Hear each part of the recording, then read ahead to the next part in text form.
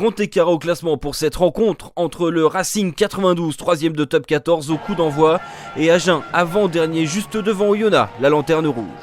Ceux qui se déplacent sont sur une bonne dynamique avec notamment une victoire à l'arraché à domicile contre le stade Rochelet.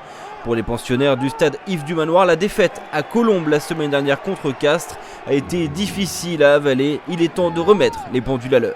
Pourtant, ce sont les Agenais qui ouvrent la marque après seulement 3 minutes de jeu grâce au pied de Burton Francis. Mais l'indiscipline des Lot-et-Garonnais les rattrape. Corentin Brandelin écope d'un carton jaune pour plaquage sans ballon. Et autant le dire tout de suite, ce sera le premier carton d'une longue série pour le SUA. Alors le Racing 92 va en profiter pour ouvrir son compteur grâce à la puissance de Bernard Leroux qui vient conclure une belle relance de Brice Dulin au début de l'action. On revoit aussi le travail de fixation d'Anthony Claassen qui a ouvert des brèches dans la défense des visiteurs. C'est transformé par Dan Carter. Chahutés sur les phases statiques que sont la mêlée et la touche, les Franciliens déploient du jeu, peut-être même trop de jeu à l'image de cette passe manquée par Dan Carter pour Leroux. Tilsley lance un contre-éclair pour Sadi qui sert de relais pour Tilsley une nouvelle fois. Agen concrétise enfin sa domination territoriale avec cet essai. Un essai transformé par Burton Francis qui ramène les siens à 3 points des ciels et blancs.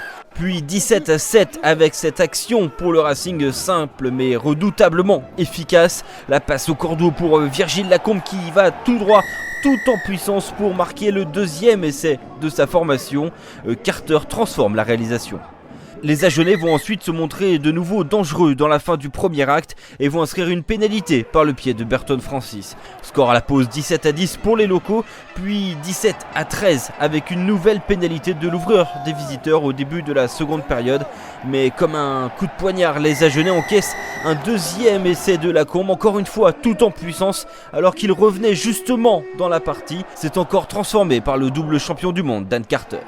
Conscient que le maul est une de leurs forces vives et sûres, les Racingmen vont se concentrer sur cette phase, d'autant plus qu'ils évoluent à 15 contre 13 avec 2 cartons jaunes côté Agenais pour Joly et Tadger. Ça avance clairement là sur ce maul qui s'écroule juste devant la ligne d'en but. Le ballon ressort pour Mike Phillips qui sert Rocco Socco qui va choisir d'y aller tout seul comme un grand.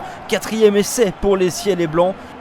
Mais les joueurs de Hauts-de-Seine veulent définitivement assurer ce bonus offensif, notamment face à 14 Agenais, à cause du 4e carton jaune des visiteurs. 4 cartons jaunes, celui-ci pour Mchelidze.